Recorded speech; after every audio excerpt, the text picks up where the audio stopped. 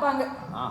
ஆனா ஒரு ஆசிரியரிடம் நான் இன்ஸ்டாகிராமில் ரீல்ஸ் போடுகிறேன், யூடியூபில் ஷார்ட்ஸ் போடுகிறேன்னு சொல்லும் பொழுது அதை உன் கல்விக்கு ஏத்த மாதிரி மாத்தி போடு அப்படின்னு சொல்றாங்க பாத்தீங்களா ஆசிரியர்கள்.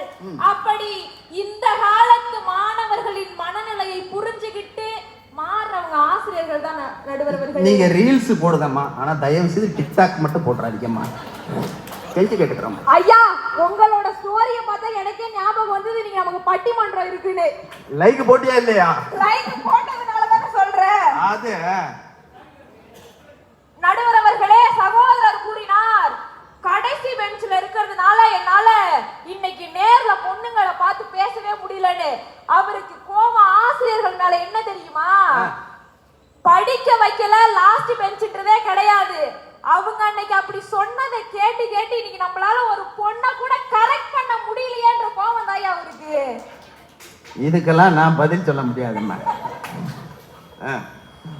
இறுதியாக நேரத்தின் காலத்தை கருதி ஒரு உண்மை நிகழ்வை மட்டும் சொல்லிக் கொண்டு இடம் அமர்கிறேன் ஐயா. ஜப்பான் நாட்டுல ராணுவ ஆட்சி முறை நடந்து கொண்டிருக்கிற பொழுது கொள்ளைக்காரங்கள் வந்து போய்கிட்டு இருக்காங்க. அப்படி ஒரு பொழுது கொள்ளைக்காரங்க வரும் பொழுது ஒரு தாய் தன் வீட்டின் வாசலில் இரு குழந்தைகளுக்கு உணவு ஊட்டி கொண்டிருக்கிறாங்க. அப்படி ஊட்டிட்டு இருக்கும் பொழுது கொள்ளைக்காரங்க வந்துட்டாங்கன்னு அவங்களுக்கு தெரிஞ்சிருச்சு.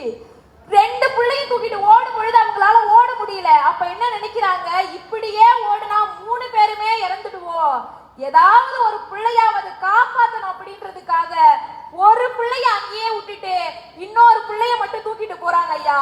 கொள்ளைக்காரங்க எல்லாம் போயிட்டாங்கன்னு தெரிஞ்சு அங்க வந்து பார்க்கும் பொழுது அந்த விட்டுட்டு போன குழந்தை அவங்க வந்த குதிரையினோட காலில நசுங்கி அந்த இடத்துல உயிர் போயிடுச்சு. அவங்க கதறி அழும் பொழுது பக்கத்துல இருந்தவங்க எல்லாம் கேக்குறாங்க, ஏமா இந்த குழந்தைய விட்டுட்டு போன அப்படின்னு.